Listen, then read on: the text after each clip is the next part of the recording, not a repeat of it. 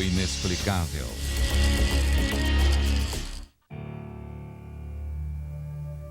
OVNIs, objetos voadores não identificados.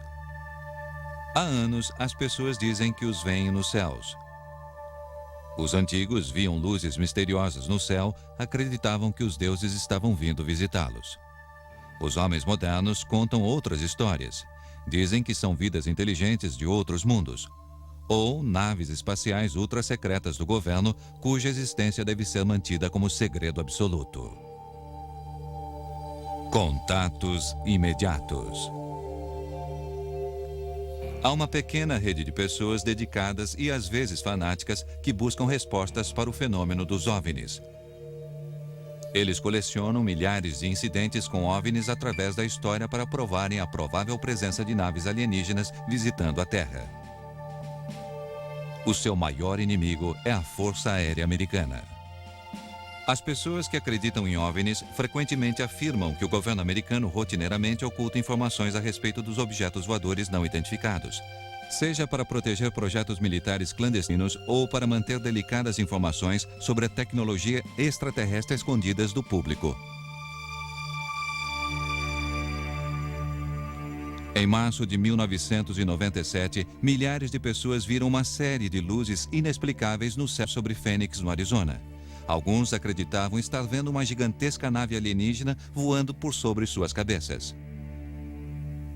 Estas mulheres dizem que estabeleceram contato com uma nave espacial numa estrada perto de Houston. Elas dizem que desde então sofrem de problemas de saúde misteriosos resultantes de seu contato. Teriam estes observadores provas de contatos com OVNIs?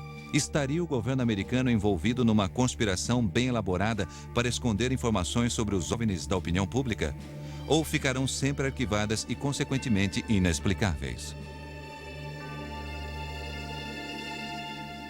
No decorrer da segunda semana de março em 1997, muitos habitantes de Phoenix notaram luzes estranhas no céu. Todas as noites, por volta das 21 horas, uma formação curiosa aparecia.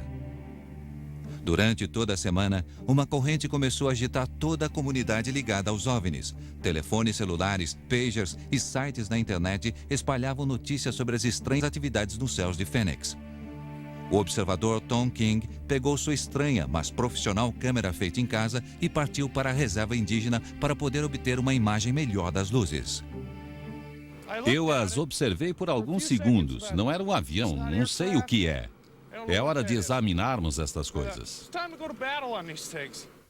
Corremos até o carro para pegar nosso equipamento de vídeo e voltamos com telescópios e todo o equipamento para filmagem. Quando começamos a filmar, a primeira luz acendeu. 10 minutos depois, a formação completa se acendeu. Elas apareceram. Neste momento havia mais delas. Então uma outra luz apareceu perto de onde a primeira luz tinha aparecido. Um minuto mais tarde, uma mulher gritou que havia outra. Não sabia qual filmar. Elas estavam muito distantes. E mais uma, mais uma, mais uma e mais uma apareceu, formando uma sequência de 4. Isso é emocionante, não acontece todos os dias. Estas coisas estavam perto, eram do tamanho de meu polegar. Se meu braço estivesse esticado, talvez do tamanho da unha. Eram pequenos sóis alaranjados, muito brilhantes, mas que não iluminavam nada ao seu redor. São 4, estão voando juntos. Vejo o terceiro. Tem um atrás da chaminé. Vejo 4 deles. Tem um bem maior aqui, ó. Tem 5, apareceu mais um. Talvez seja brincadeira de alguém. Eles estão lá no céu. Mike Kirsten observou as luzes a 60 quilômetros a norte de onde Tom King estava filmando. Por 3 minutos, Kirsten filmou aquela excitante aparição. Quando vi aquilo, decidi filmar para mostrar a alguém que me explicasse o que era. Enquanto filmava, o conjunto de luzes começou a se aproximar como se fosse um avião.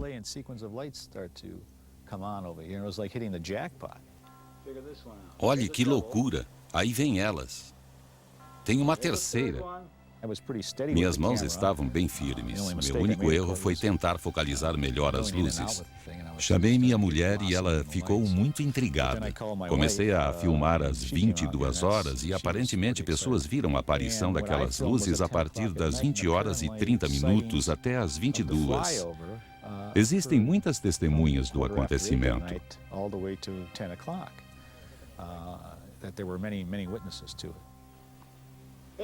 Sue, venha ver uma coisa. Venha dar sua opinião. O que é aquilo, hein? Oh, meu Deus! O que acha? Nunca vi coisa parecida.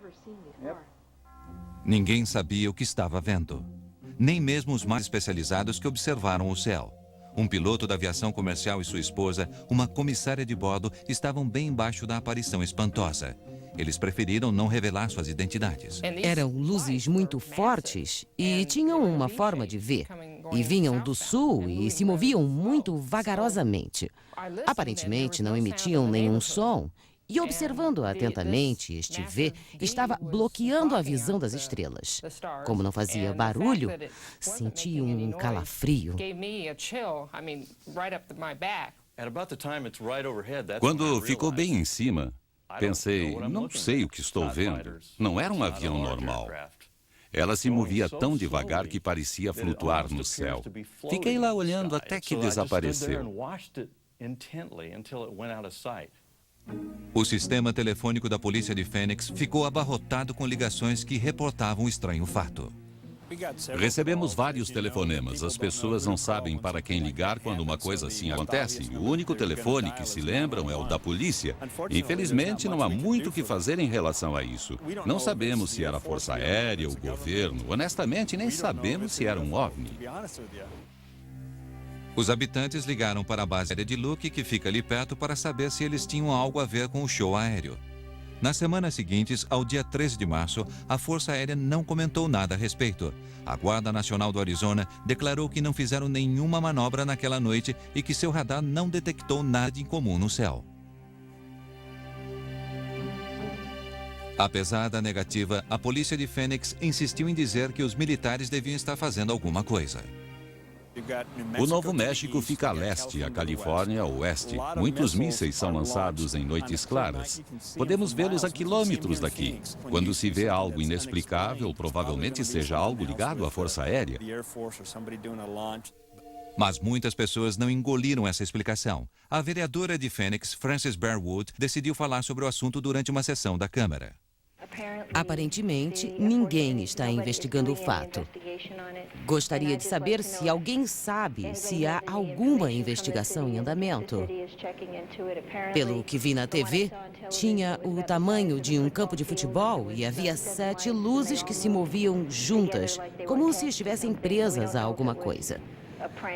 Não sabemos se era uma brincadeira ou se havia mesmo algo lá em cima. Eu estou curiosa e as pessoas começam a fazer questionamentos. Muito obrigada. Houve um silêncio. E então eles continuaram. Foi como se dissessem: e daí? Depois da reunião, os outros vereadores vieram me dizer que não queriam mexer nesse assunto e que eu não devia ter levantado a questão. Depois daquela reunião, Bearwood foi ridicularizada pela imprensa e por alguns colegas na prefeitura. Para Bearwood e muitos habitantes confusos, estava claro que a cidade não iria levá-la a sério ou abriria uma investigação.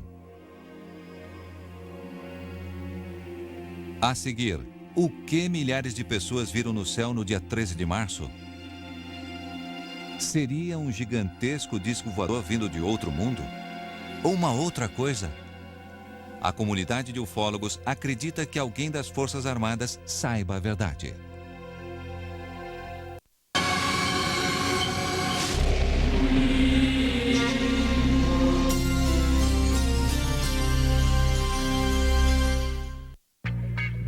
Está apresentando O Inexplicável.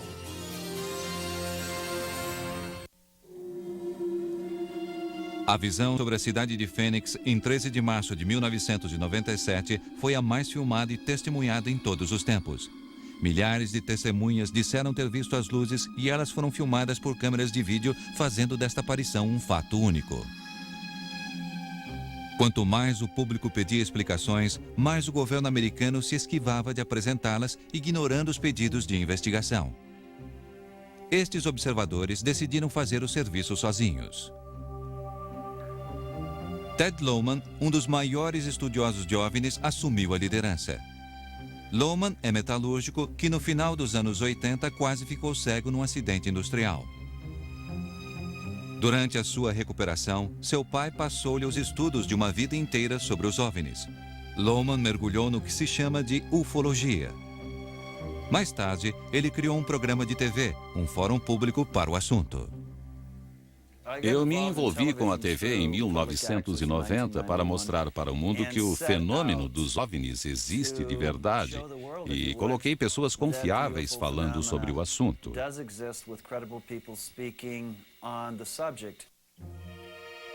Ted Lohman ficou frustrado quando o governo se recusou a ajudá-lo a encontrar uma explicação para as luzes de Fênix. Representantes da Guarda Nacional e da Força Aérea deram depoimentos conflitantes, o que os ufologistas acreditavam ser depoimentos falsos para confundir a opinião pública. O fluxo de informações era confuso no começo quando tentamos os canais normais, seguindo o que os pesquisadores diziam.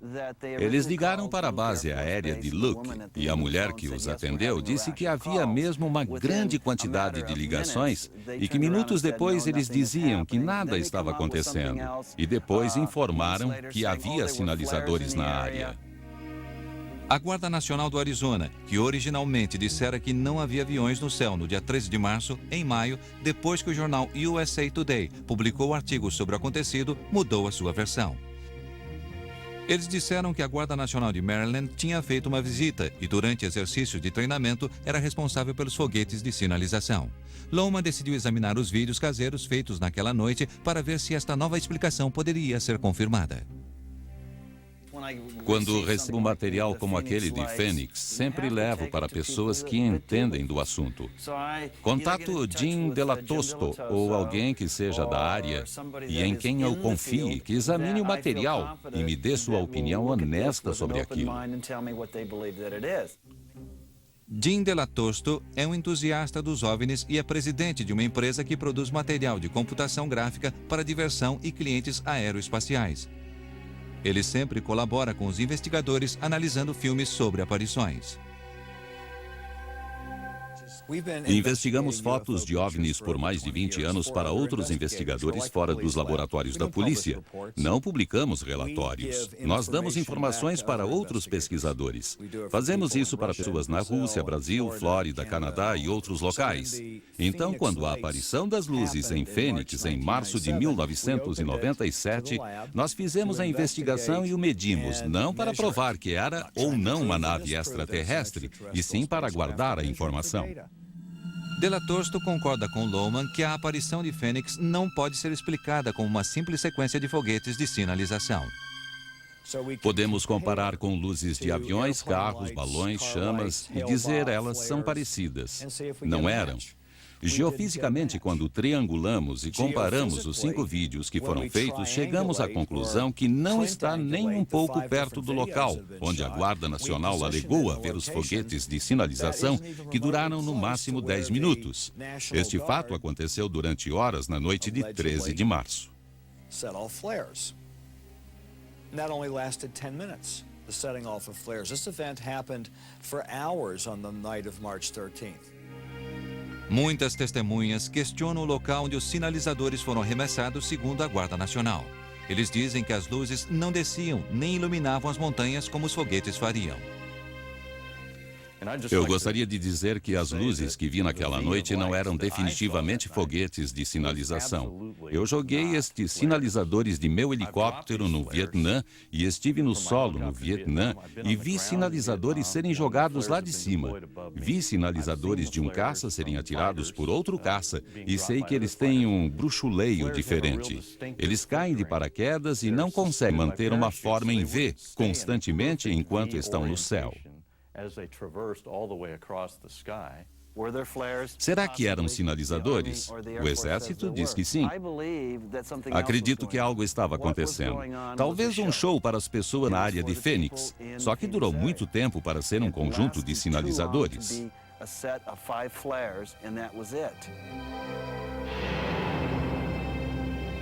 O que realmente aconteceu na noite do dia 13 de março de 1997? Será que milhares de moradores de Phoenix viram uma nave extraterrestre passar por sobre suas cabeças entre as 20 e 22 horas? Os céticos questionam as técnicas dos chamados ufólogos. O problema de provar as aparições dos OVNIs é que as pessoas contam as histórias.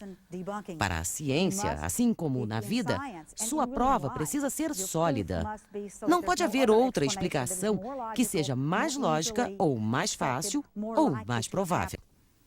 Meses mais tarde, a Guarda Nacional do Arizona publicou o que acabou sendo a explicação oficial para as luzes sobre Phoenix. Eles disseram que a visão fora provocada por uma aeronave visitante realizando manobras sobre a parte sul do Arizona. A tomada das 20h30 era a formação de aeronaves voando sobre a área. O que as pessoas viram eram sinalizadores largados por uma aeronave da Guarda Nacional do estado de Maryland em visita ao Arizona, na região sudeste de Phoenix. Essas luzes acabaram sendo atribuídas a discos voadores.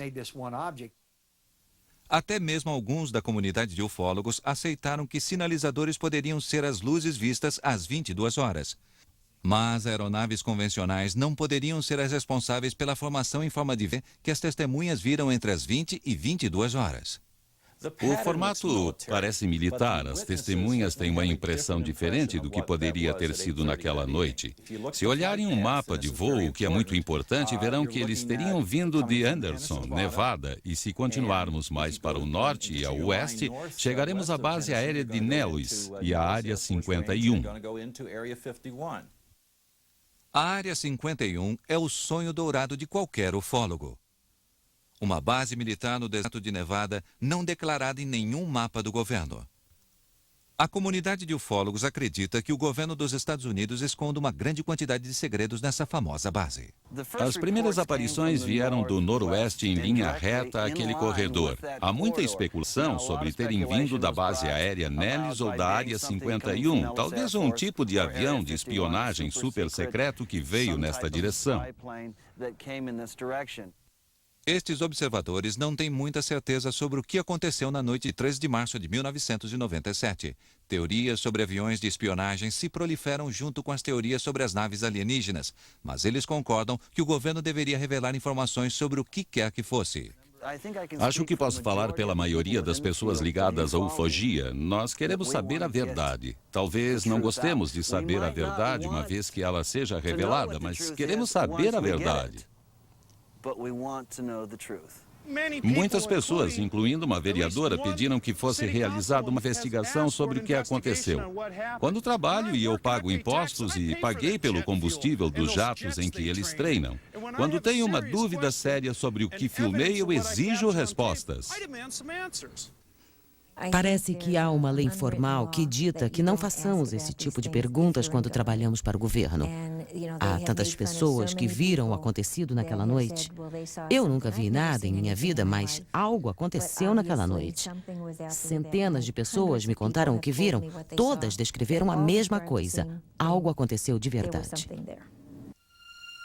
Apesar das insistências da comunidade de ufólogos, a Guarda Militar disse que não havia mais nada a ser dito sobre as luzes sobre Phoenix no dia 3 de março de 1997.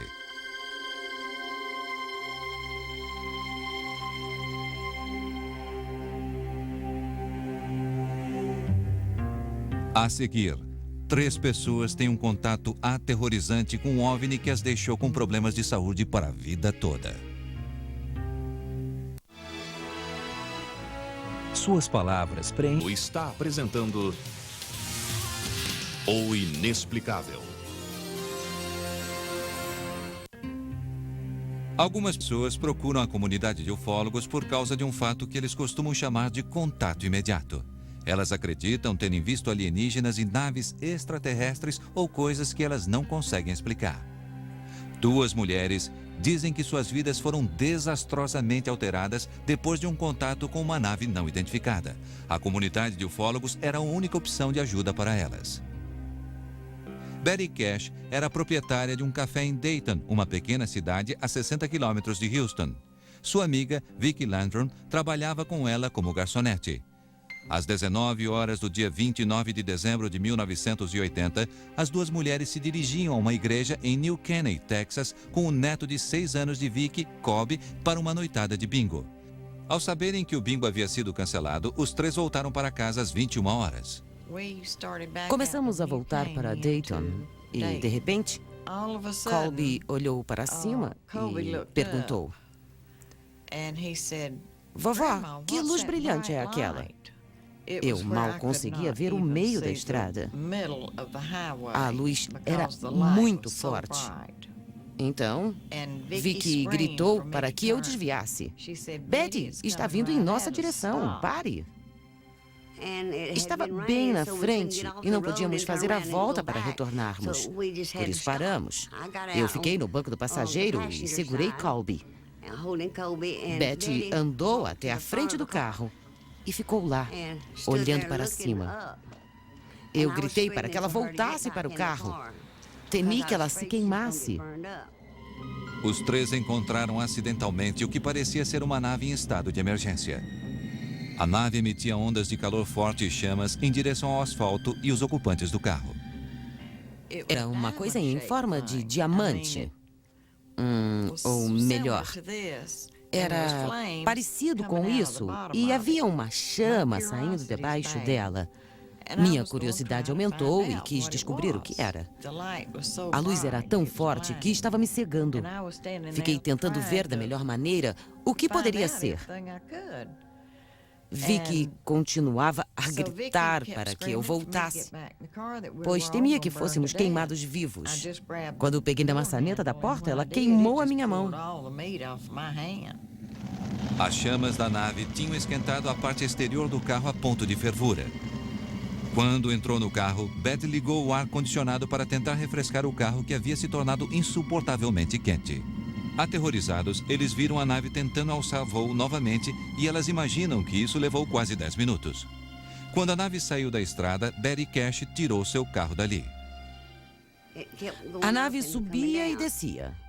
Finalmente, a nave voou devagar para cima. Devagar mesmo, para os lados de Houston. Quando ela voou, começamos a ver os helicópteros. E não eram pequenos. Eram do tipo que as pessoas pulam de paraquedas.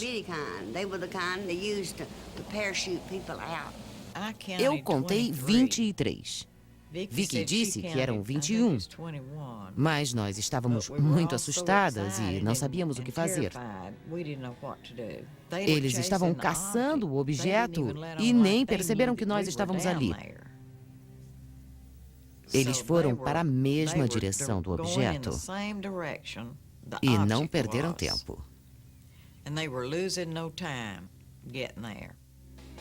Betty Cash dirigiu como louca para escapar da nave, enquanto Vicky Ladron acalmava seu neto.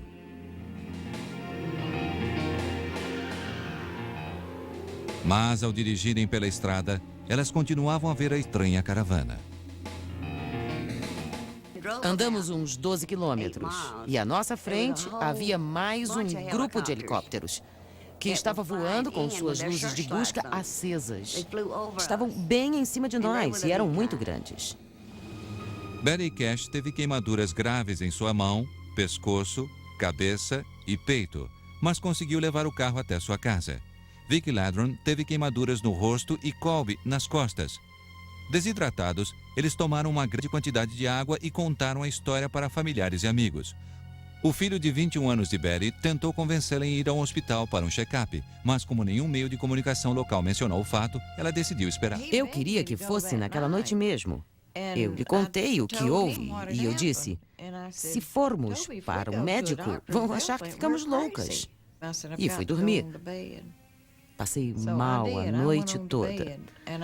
Na manhã seguinte, quando acordei, havia grandes quantidades de cabelo no travesseiro e eu tinha bolhas no meu rosto. Por vários dias, as mulheres se recusaram a procurar a ajuda médica com medo de que não acreditassem nelas. Mas, como o estado de saúde de Betty piorou, elas mudaram de ideia e os três procuraram um hospital. Não sabíamos que estávamos tão mal. Quando chegamos ao hospital, o garoto contou tudo. Mesmo tendo eu ameaçado de bater nele, mas ele contou. Ele disse que nós podíamos não contar, mas ele contaria tudo aos médicos. Os médicos ficaram espantados com a fonte das estranhas queimaduras de Kobe, Vicki Landron e a mais atingida dos três, Betty Cash. A doença que ela teve 3 semanas depois de sua exposição foi um caso clássico de ferimentos por radiação. Ela perdeu pele e cabelo no lado exposto, ela teve vômitos e diarreia e todas as reações que se esperava e no tempo certo. Não acredito que ela tenha inventado ou mentido sobre sua doença, especialmente porque, sem saber tudo, foi acontecendo no tempo exato. Havia queimaduras de 2º e 3º graus por exposição à radiação. Eles ficaram me perguntando onde eu tinha me queimado. Não tinha a menor ideia de que o objeto era a provável fonte de radiação. Na época, eu só sabia que radiação era usada para tratar câncer. Betty ficou hospitalizada por mais de um mês por causa dos ferimentos. Depois que recebeu a alta, ela não pôde mais trabalhar e foi forçada a fechar seu restaurante. Desde o início, ela só teve perdas. Ela gastou tudo que tinha com a doença causada pela radiação. Há anos eu lhe ministro medicamentos para ajudar em sua recuperação. Mais tarde, ela teve um câncer de mama e teve de fazer uma mastectomia. Ela não tinha seguro-saúde e ninguém quis fazer seu seguro-saúde naquela época por preço algum. Os ferimentos de Vicki Landron e de Kobe não foram tão graves, apesar de continuarem a ter problemas de pele nos olhos. Desesperadas, as mulheres escreveram para o senador Lloyd Bentsen e o congressista Charles Wilson para pedir ajuda médica e uma explicação. Eu recebi uma resposta de Lloyd Bentsen e Charles Wilson dizendo que devíamos ir o mais rápido possível até a base aérea de Bergstrom e contar tudo o que acontecera e que eles nos ajudariam em tudo que fosse necessário.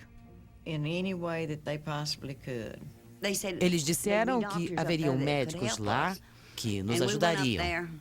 Nós fomos até lá e eles nos trataram muito mal.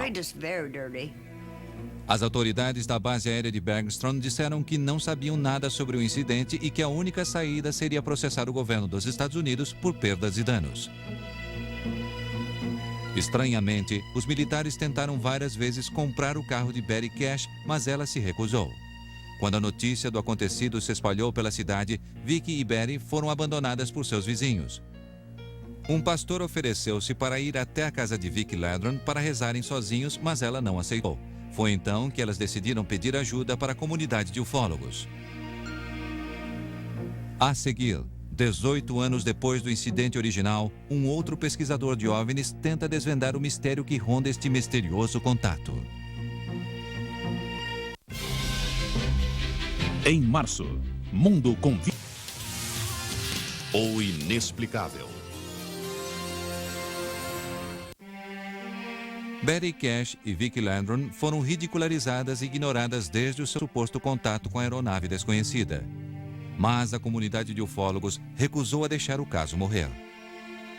John Schuessler, engenheiro aeroespacial e diretor da Mutual UFO Network, também conhecida como MUFON, uma organização internacional de pessoas que acreditam em OVNIs que estudam e investigam aparecimentos. As mulheres entraram em contato com ele várias semanas depois do incidente. Schuessler ficou curioso, mas cético até conhecer Betty Cash. Ela tirou a peruca e havia várias falhas em seu couro cabeludo. Eu fiquei chocado e disse, acho que algo muito sério aconteceu com você e, se for sincera e honesta comigo e me der a informação que estou procurando, vou apoiá-la até o final. Quis falar com as outras pessoas envolvidas no caso.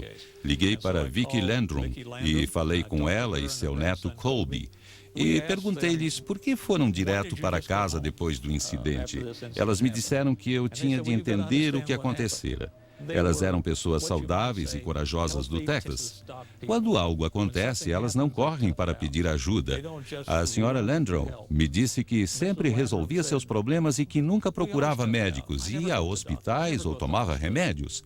Quando eu ficava doente, ela sempre dava um jeito. Foi o que aconteceu dessa vez. Convencido de sua história, Schuessler concordou em buscar explicações. Fomos ao local do incidente. Elas não tinham mais voltado lá. Levamos uma de cada vez e ambas nos apontaram o mesmo lugar, apesar de não terem mais voltado por estarem muito doentes. Andamos pelo local e cronometramos e entendemos o que aconteceu. Olhamos a estrada e as árvores que foram queimadas. Notamos a reação delas ao voltarem ao local. Elas ficaram abatidas e choraram. Elas estavam com medo e não queriam estar ali. Decidimos deixá-las voltar para casa e começamos a andar pela estrada. Schuessler começou a andar pela área procurando testemunhas para o acontecimento. Sua investigação revelou que um policial e sua esposa viram helicópteros militares no céu no dia 29 de dezembro de 1980. Havia outras testemunhas civis que sabiam bem como era um helicóptero e podiam descrevê-los. Só os militares usavam helicópteros daquele tamanho nos anos 80. Pedimos a verificação dos arquivos do Exército. Fomos completamente desprezados. Parecia que aquelas pessoas não existiam e que a informação não existia. Foi assim que começou nossa busca por mais informações. E foi uma longa investigação. Apoiados na lei da liberdade de buscar informações, em 1982, Schuessler conseguiu o que ele considera ser a prova cabal do caso, o relatório oficial militar sobre a reivindicação das mulheres. Eles consideraram a história delas verossímil. Com a ajuda de Schuessler, as duas mulheres contrataram um advogado. Para mim, a história parecia verdadeira. Conheci pessoas que inventaram histórias. Eu não acreditei que elas fizessem isso. E as provas também contradiziam isso.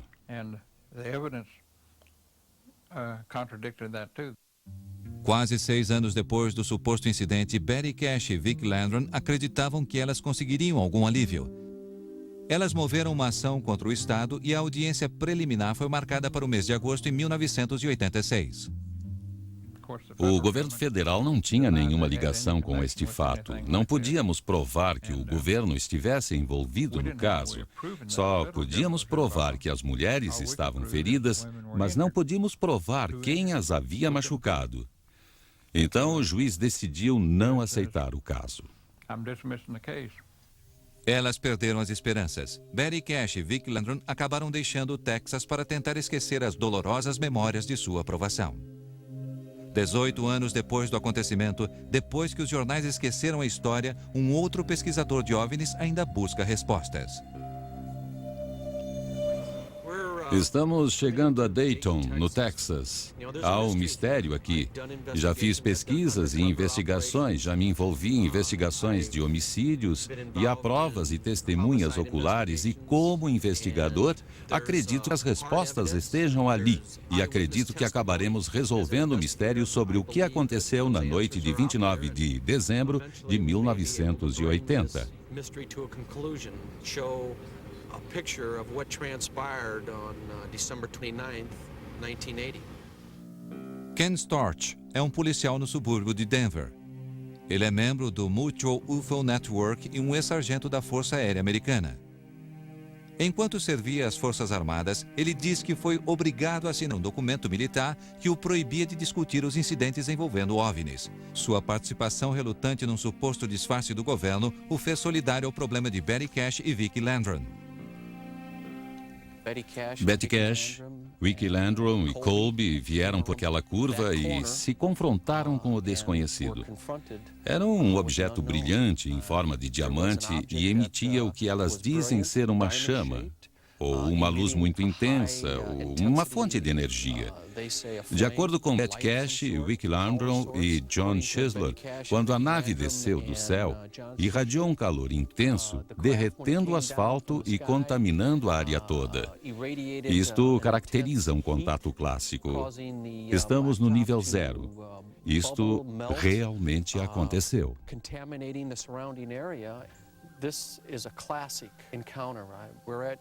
Ground zero where it happened. This is it right here. John Schuessler visitou o local 3 semanas depois do acidente e notou as mudanças na estrada. Fomos até lá um tempo depois e a estrada estava reformada completamente. Contatamos todas as empresas de recapagem da cidade e do estado e todas responderam que não haviam trabalhado lá. Há testemunhas que viram pessoas trabalhando na estrada e que seus caminhões não traziam identificação. 6 semanas depois, a mesma equipe voltou e mexeu na estrada novamente, removendo uns 10 centímetros da superfície. Se olharem atentamente nesta área de 100 a 120 metros, verão que há concreto misturado ao asfalto e a textura muda completamente. E é só nesta parte da estrada, e não na estrada toda. And asphalt, and the texture changes dramatically, and it's just in this one section. I mean, it's not like it's the whole roadway. Stort notou que as mudanças feitas no asfalto da estrada correm paralelamente a um grupo de pequenas árvores na beira da estrada. Estas árvores são jovens comparadas com as outras que devem ter uns 40 a 50 anos de idade. Mas a falta destas árvores aqui indica que elas foram removidas. Por quê? Os investigadores acreditam que o exército americano reformou a estrada para esconder as provas do inexplicável contato de Betty Cash e Vicki Landrum.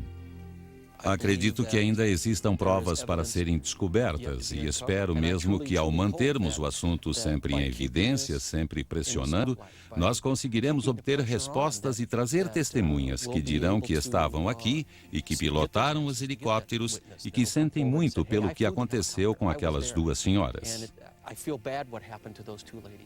É importante que os grupos civis continuem investigando os acontecimentos até que não tenham mais razão para isto, porque o governo fará declarações. Quando as pessoas fazem contato com OVNIs, precisam da ajuda de alguém que lhes diga que não estão ficando malucas. As autoridades da NASA e da base aérea de Bergstrom se recusaram a comentar sobre o caso. Betty e Vicki acham que o governo mentiu sobre seu envolvimento desde o início. Eles acabaram com a minha saúde, arruinaram a minha vida. O que mais podem fazer? Matar-me? Talvez até quisessem fazer isso, mas sou tão teimosa que vou continuar aparecendo e lutando enquanto houver um resto de vida em mim. Será que Betty Cash e Vicki Landrum são vítimas de um projeto militar secreto? Haveria uma conspiração que esconde provas relacionadas ao que aconteceu na noite de dezembro de 1980? Elas levaram o caso para a justiça e perderam o processo no Tribunal Federal. Elas não conseguiram provar que o que aconteceu com elas foi provocado por uma ação do governo. Elas ficaram empolgadas. Lembrem-se que somente 10% de todos os casos de contatos com OVNIs têm fundamento. Muitas vezes, pessoas informam uma coisa sabendo que não é verdade. Os investigadores de OVNIs veem muitas coincidências no caso para ser uma armação. Qualquer outra radiação poderia ser provocada, mas é a combinação dos fatos, onde se tem testemunhas oculares, outras testemunhas e mais os exames médicos que provam que os 2 casos aconteceram exatamente ao mesmo tempo. Este caso tem todas estas evidências. Acredito que Betty e Vicki fizeram contato. Minha intuição diz que o governo está envolvido até o pescoço. Temos que pressionar o tio Sam para colocar as cartas na mesa para que possamos ter todas as informações.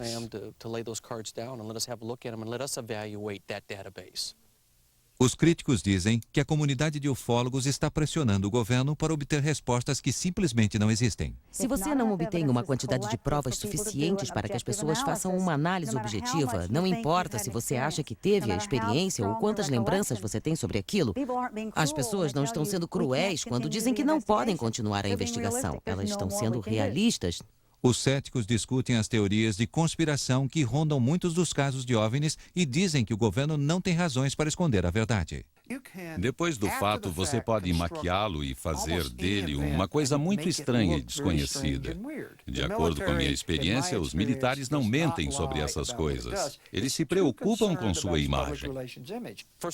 Em primeiro lugar, o governo tem todo o interesse de mentir. E segundo, o governo mente de verdade. Temos toneladas de provas que demonstram que eles foram pegos com a boca na botija. O incidente com os negros no Alabama, que foram submetidos a exames estranhos, e os soldados que foram levados para o deserto nos anos 40 e 50, que foram submetidos a uma explosão atômica e depois abandonados. Eu diria a este senhor, papo furado. A seguir, um alto oficial militar se volta contra o governo e exige que se revelem os segredos sobre os OVNIs. O inexplicável. Nos Estados Unidos e no mundo todo, pessoas que acreditam em OVNIs se encontram para contar histórias, trocar informações e compartilhar a indignação da má vontade do governo em comentar estes fenômenos misteriosos. Um dos maiores críticos contra o comportamento do governo é o major aposentado Robert Dean. Ele ocupou um alto cargo na OTAN nos anos 60. Dean diz que viu um documento ultra-secreto militar que continha informações sobre incidentes com OVNIs. Ele diz que isto quase provocou a Terceira Guerra Mundial.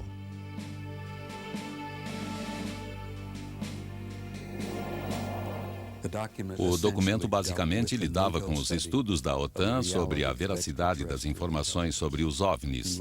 Existiam inúmeros objetos metálicos circulares sobrevoando a Europa. Eles voavam informação e desapareciam dos radares da OTAN sobre o mar da Noruega. Este assunto quase nos levou à guerra com a União Soviética pelo menos uma dúzia de vezes naquela época por razões estranhas. Quando percebi que isso era a realidade e não um mito ou uma lenda, isso causou um impacto em mim que acho que nunca me recuperei. Dean e sua esposa Cecília formaram uma organização para educar e formar pessoas para irem à audiência nos congressos sobre o assunto. O Stargate International é literalmente uma organização internacional que se dedica basicamente a uma coisa: trazer à luz a verdade sobre os OVNIs e as informações sobre atividades extraterrestres que têm sido escondidas, decididas e negadas por tantos anos pelo nosso governo e por todos os governos neste planeta. Chegou a hora do governo americano dizer a verdade às pessoas. Nosso objetivo é influenciar o governo a convencer o Congresso a manter audiências sobre este assunto. Talvez eles nem precisem soltar informações sobre OVNIs modernos, mas que, pelo menos, nos deem material sobre eles para que nós possamos trabalhar. Robert Dean acredita que a política adotada pelo governo de ocultar informações viola os direitos de cidadão garantidos pela Constituição americana. Fiz um juramento de defender a Constituição dos Estados Unidos até a morte. Não fiz o juramento à toa. Não participei de um punhado de guerras, algumas com razão definida, outras não. Está claro para mim que a credibilidade de nossa Constituição está ameaçada por estas mentiras e disfarces por 50 anos de decepção. Dean acredita que o governo tenha centenas de histórias que poderiam ser contadas sobre os contatos com OVNIs. Segundo Dean, uma entrevista coletiva do Exército para a imprensa em 1997, revelando fatos sobre um acidente com uma nave alienígena em 1947 em Roswell, no Novo México, foi uma decepção. Temos orgulho deste relatório. Em nossos escritórios, achamos que ele responde logicamente uma quantidade enorme de perguntas. Veja o absurdo que a Força Aérea disse recentemente sobre o caso Roswell. Primeiro era um balão, depois não era mais um balão, mas depois era um balão mesmo, mas de um tipo diferente. Depois disseram que estavam lançando bonecos. Isso foi há mais de 10 anos. Eu diria para vocês, seus telespectadores, que vocês não deviam mais aceitar esse tipo de coisa.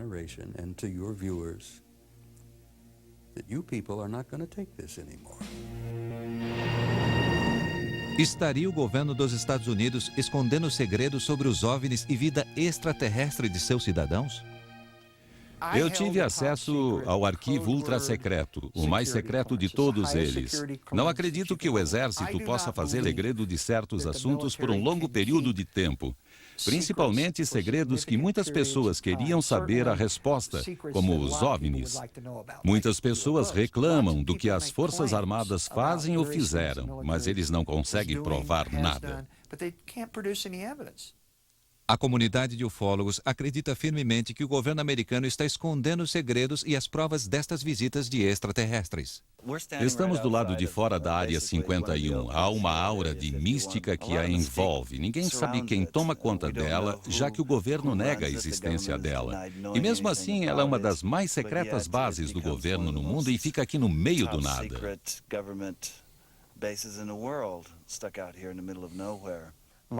Eu acho que em algum lugar do deserto vamos encontrar ossos enterrados, literalmente. Talvez a nave acidentada da história que ouvimos, lemos, e de alguns depoimentos, mas ainda não temos as provas físicas do acidente com um disco voador na Área 51 em mãos e não podemos mostrar para o resto da comunidade.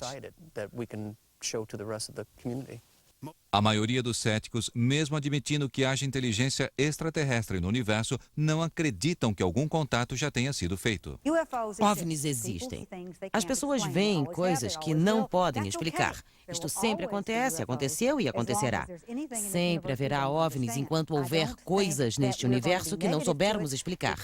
Não acho que devamos ser negativos em relação a isso, pois qual seria a vantagem? Se alguém puder saber como é a tecnologia deles, nossa única maneira de recebê-los será em paz. Senão, teremos que nos render. Acredito que já tenhamos feito contato e que estejam andando neste planeta como nós andamos. Talvez no milênio que se aproxima através de mudanças sociais e governamentais, nós conseguiremos aceitar aqueles que conseguem chegar aqui e aqueles que já chegaram e ainda nem percebemos. Para a comunidade de ufólogos, a questão não é se fizemos contato, é quando. Estes observadores do céu continuarão a olhar as estrelas e a pressionar o governo na busca de provas irrefutáveis da existência de uma nave alienígena. Para o resto de nós, a verdade sobre quem e se alguém habita os céus e que segredos o governo esconde, provavelmente ainda estarão distantes e o segredo continuará inexplicável.